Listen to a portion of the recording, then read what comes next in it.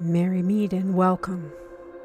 Welcome to the realms of mysticism, the occult, and magic, where your possibilities are only limited by your imagination. Welcome to the witch's cauldron and discover the knowledge you seek. Gather round the cauldron and even stay for a spell. Brightest blessings to you. Merry meet and welcome to the Witch's Cauldron. My name's Paula. Today's video is on an advanced type of magic involving dragons. There is a type of Wicca that is called Draconian Wicca. I'm not going to talk about that. Just know that this is not for the noob. It is not for a baby witch. This is an advanced type of magic.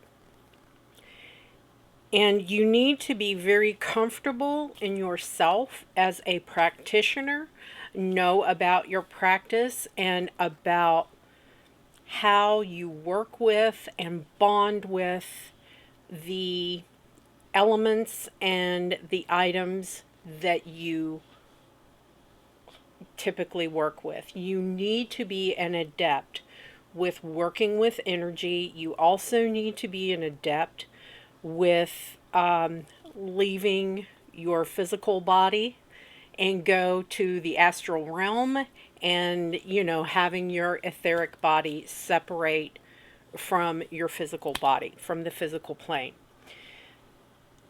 With that, not everyone is meant to work with dragons. You may have an affinity for them. You may be drawn to them, but you may not be meant to work with them. And I'm going to make that very, very clear. And when I say work with, I don't say you conjure. I don't say you call. Dragons are co-magicians. You are not to demand anything of them. You are not trying to get them to bend to your will. They are above you, okay? And even in Draconian Wicca, dragons are treated above the deities. Okay. In fact, in Draconian Wicca, most practitioners, the dragons are what they work with. They do not work with deity. I only know one Draconian Wiccan, and they work with dragons in place of deity. Think of that kind of level. You can petition them, you can leave them offerings, you can worship them, but you do not command them, okay? And I'm going to be very, very strict about that, because when you dance with dragons, all right, you are asking them to be your co-magician. You have to be serious about changing your life and your space around you, because they will not suffer fools very well. It's like certain deities do not suffer fools to work with. They don't care about your feelings. They don't care if you get your little sensitive feelers hurt.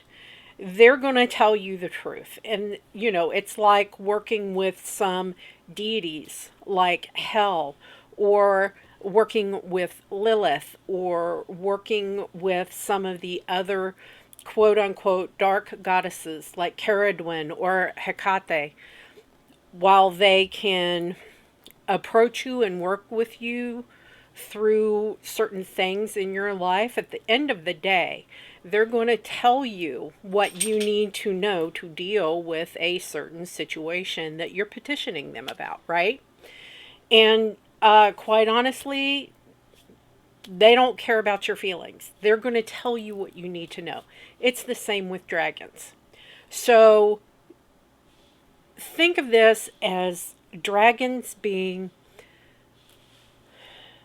a source of knowledge and wisdom throughout the ages.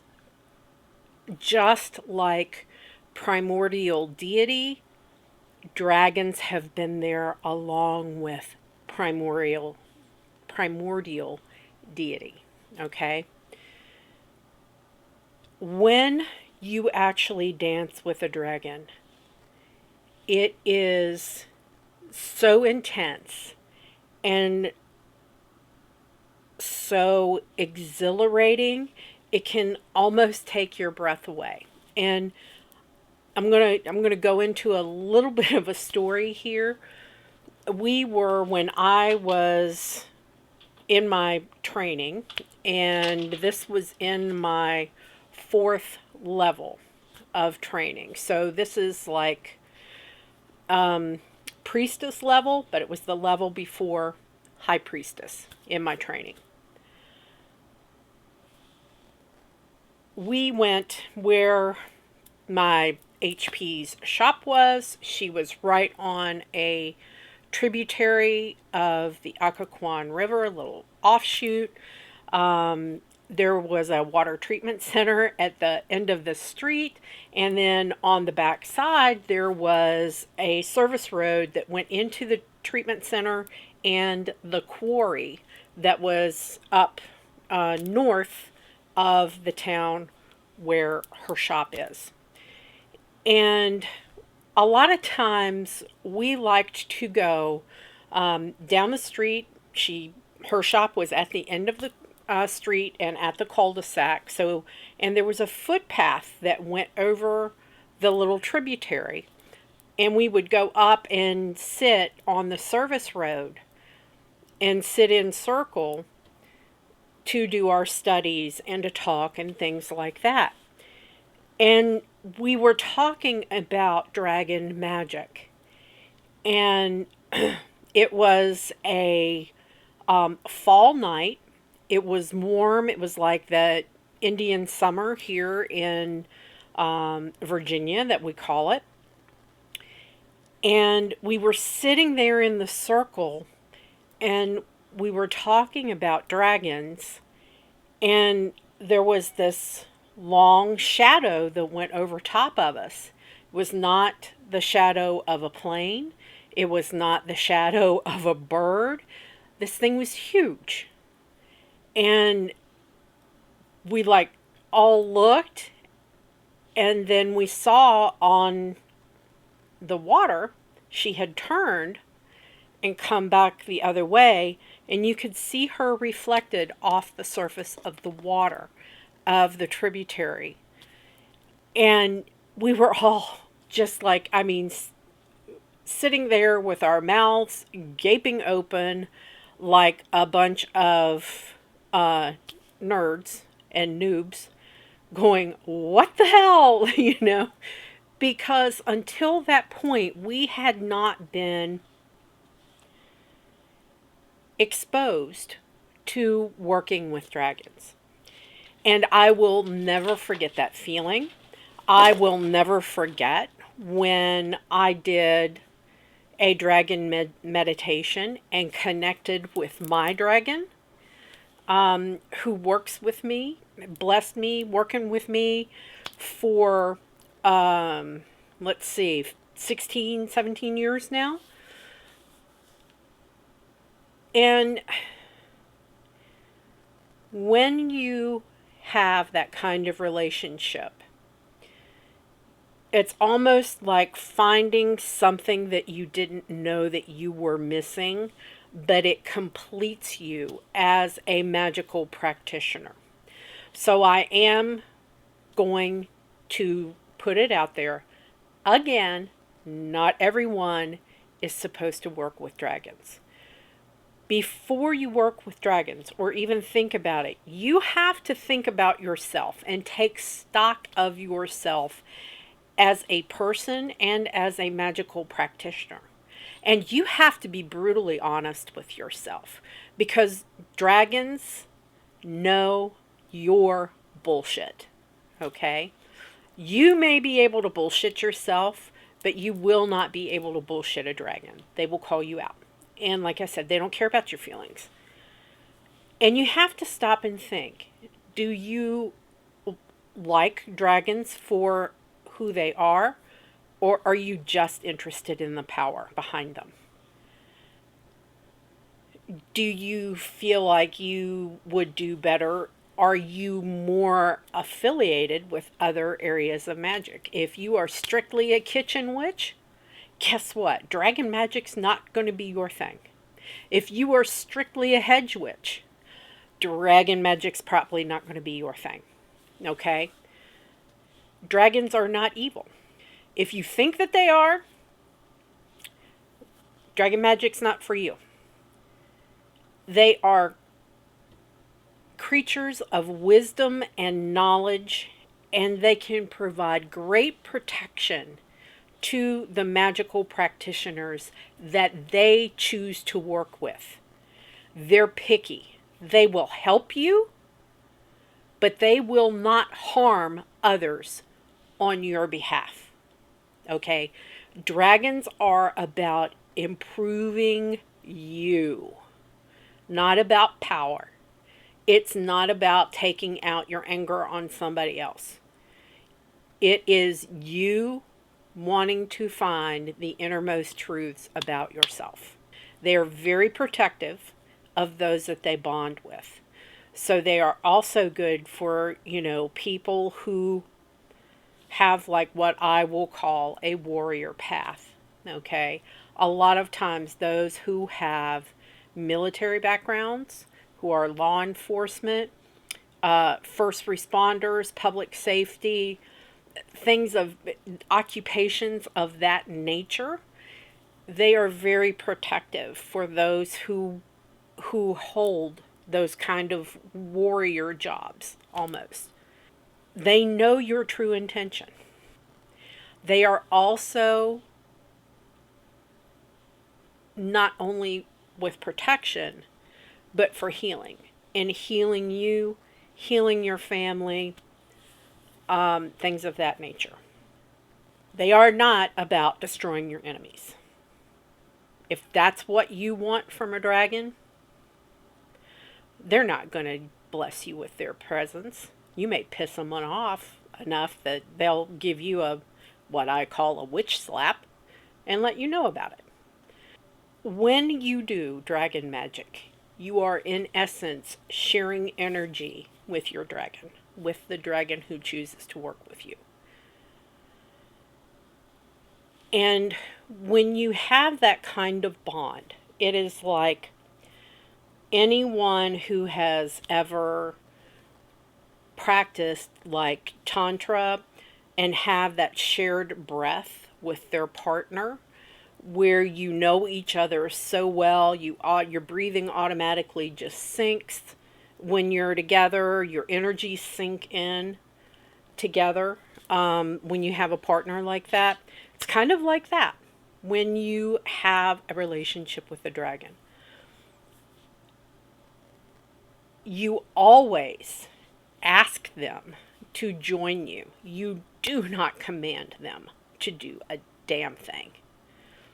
And then you must be thankful. You must say that you're thankful. The one thing that will piss a dragon off is to be rude. Rude, obnoxious ass people. So, what do I even mean about it? And dragons kind of fall, and I'm going to make very broad generalities. There are numerous species of dragons. I suggest if you want to really get into it, and I'll pop images of the books up here. One book is Dragon Magic from the Llewellyn Little Book of. The other is Dancing with Dragons by DJ Conway. And actually, Dancing with Dragons was the first initial book that I read about Working with Dragons. So I highly recommend that one. It's been around for a very long time.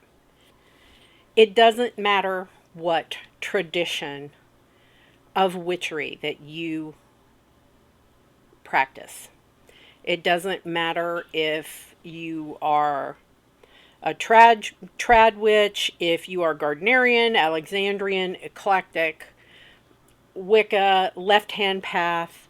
A lot of draconian Wicca is considered left-hand path by many Wiccans. And those are just kind of misguided assumptions by a lot of Wiccans, in my personal opinion. But I don't say that I'm white witch. I don't say that I'm a black witch. I'm a gray, because I am balanced between the two. To do a lot of really heavy duty inner work and shed yourself, shadow magic, you gain benefit from it. And a lot of people call something that you gain benefit from black magic. So I call it, it's a gray witchery. And it's not bad, it's not good, it's a blend of light and dark to be balanced. You have day, you have night, you have the twilight and the dusk, right? So it's everything in between. It can take a while to build the relationship with a dragon that presents themselves to you.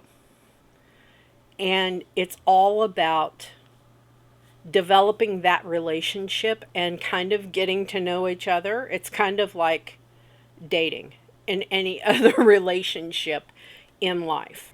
You kind of get to know each other because you become magical partners. Okay? And I say partners, you're not commanding. Basically, dragons fall into two great big categories. It's not all inclusive.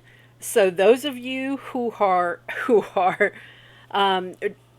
dragon magic experts out there, don't come at me, because otherwise this video would be 12 hours long. And I'm not going to sit here long enough. I'm not going to edit a video that long, and people won't watch one that's that long. So this video is meant to inspire you to do more research and see if you are worthy of working with dragons. And in our psyche, we are, in our modern frame of reference, we normally are exposed to two basic groups of dragons. One being the Western or Celtic Nordic dragon, or the other being the Eastern Chinese, Japanese, Asian tradition dragons. And the way that I explain them to kind of like be able to recognize what you're working with. The Eastern or Asian dragons tend to have a more serpent-like thin body, and they have more elongated features, like a longer and pointier snout. In their movements, their bodies have a different undulation to them. And the Western or Celtic / Nordic are more stout in the body. They're shorter, they have shorter faces, shorter snouts. And they have a different way of moving. It's still very fluid, but it's very different. I'm going to give you a little bit of a breakdown of the dragons by element, by color, things of that nature. And first off, there are a lot of misconceptions out there about dragons, okay? They've been given like a bad rap, okay, in modern day through Hollywood, Game of Thrones, TV shows, stuff like that. They they've been given kind of a bad rap, okay? Now, that's not to say that they don't have very kind of unique personalities within themselves. So let's talk about them. Green dragons. I can't put images up. All the images that I could find were copyrighted images, and quite honestly, Google is your friend, okay? I'm going to leave it at that. So I don't want to steal anybody's artwork, to show you an example of a green dragon. So green dragons are the smallest, and some people think that makes them very weak. They're not. They are very powerful. Okay, they are the dragons that are connected with Earth. Now, with that, they can be they like their stuff, okay? It's their stuff. So don't mess with their stuff if you are astrally invited into their lair. Don't mess with their stuff. Bring them more stuff? Yes. Leave them stuff? Great. Don't take their stuff. They like their stuff. But also think that, green is the color of life. It's the color that we associate like with spring and life coming forward and good, healthy plants. Brown indicates disease. Green is, okay and healthy. Just know that though these are the smallest of the dragons, they are full of life. Okay? They can really help you with that healing. Okay? Gold dragons are kind of like the knight in shining armor of the dragon world. Okay? They are honorable, they're brave, they're wise and kind, and they're very good, especially at protection magic. They are also shapeshifters, and they can take on forms or other shapes. They can appear like human-like or animals, and they will mingle in and be completely undetected among. They are keepers of the peace until they are attacked. And then if they provoke them, they act in self-defense only. Yellow dragons. Yellow dragons typically live in deserts, mountains, or the plains. Okay? They are very good to help with communication. Yellow dragons are typically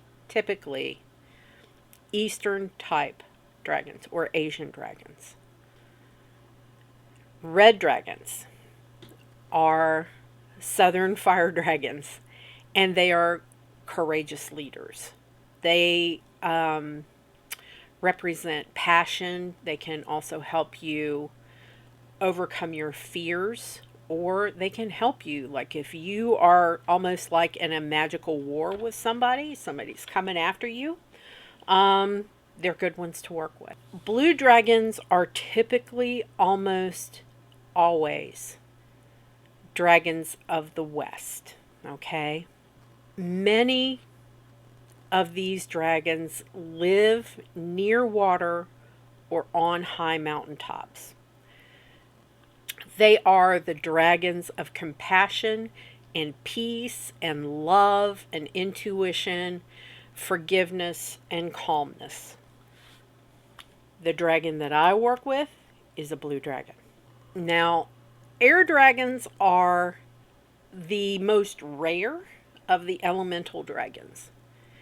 And sometimes they join forces to kind of like cause chaos with volcanoes and storms and wildfires and things like that.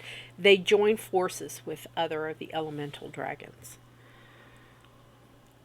Earth dragons are very wise. They're very they're very calm-natured, but they're very snake-like. They can be very judgmental.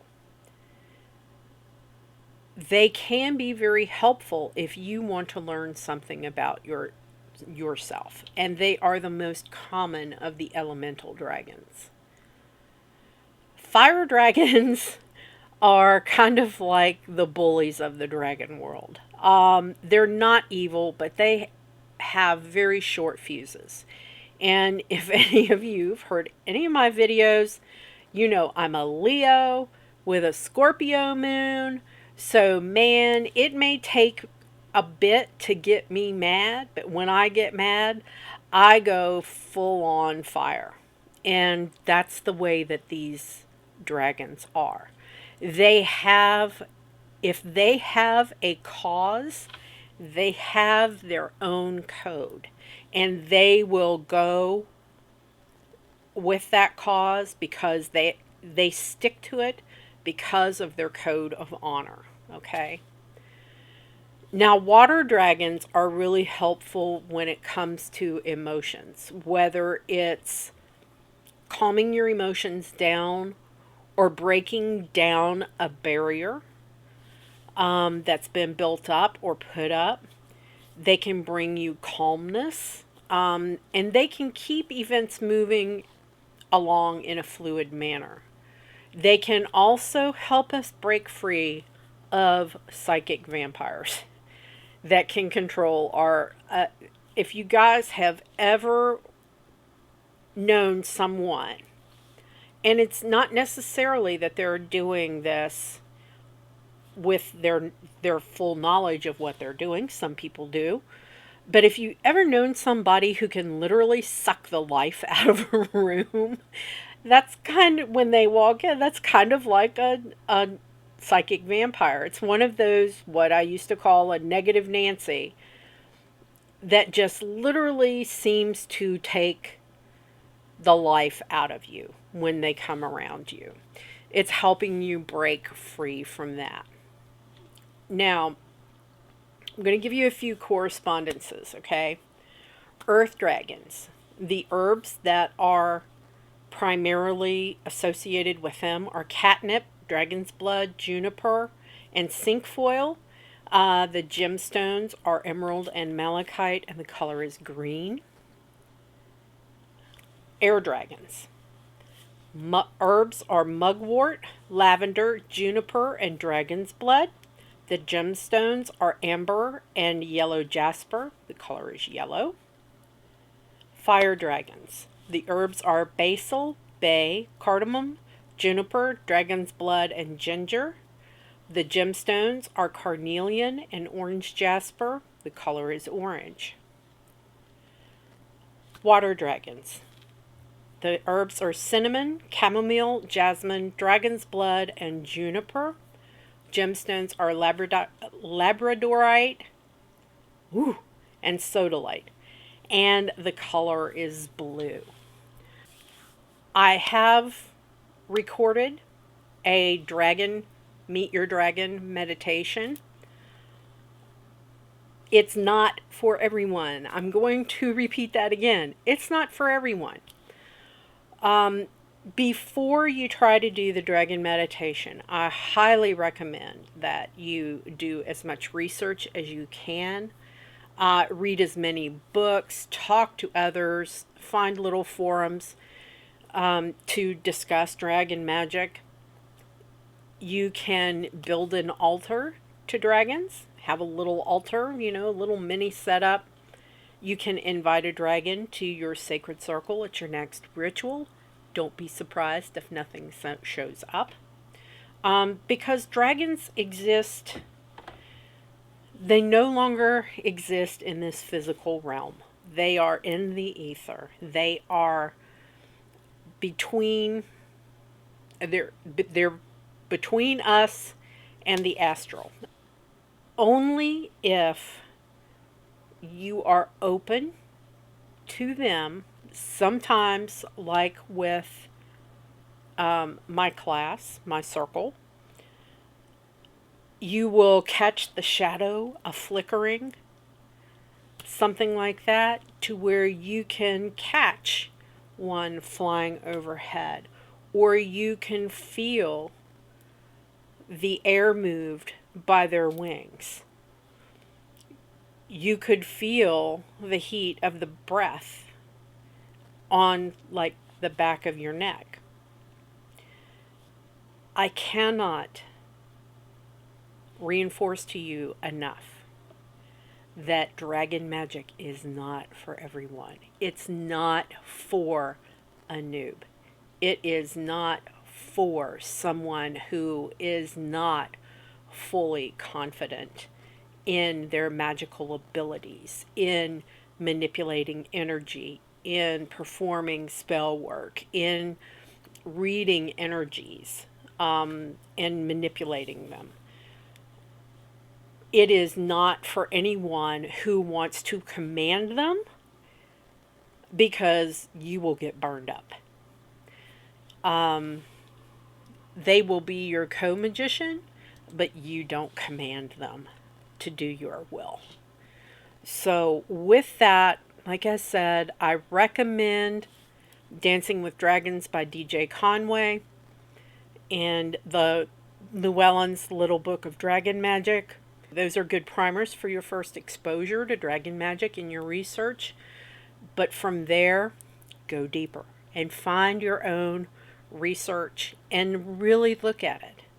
Really look at dragon magic before you even attempt it. With that said, if you can connect with a dragon and have them bless you, that they have found you worthy to work with them, it is a feeling that I can't even describe in words. And like I said, my dragon has been with me for about 17 years now. And he knows exactly when to come in and give me a spiritual kick in the ass when I need it. And that is one of the beautiful things about Dancing with Dragons, is that they do make you open your eyes to the bullshit you've been telling yourself. So with that, my friends, I hope you found this helpful. Like I said, please do more research before you attempt to do dragon magic. And as I always say, my friends, merry we did meet, merry we will part, until we merry meet again. Be well and walk in love and light, everybody. Bye.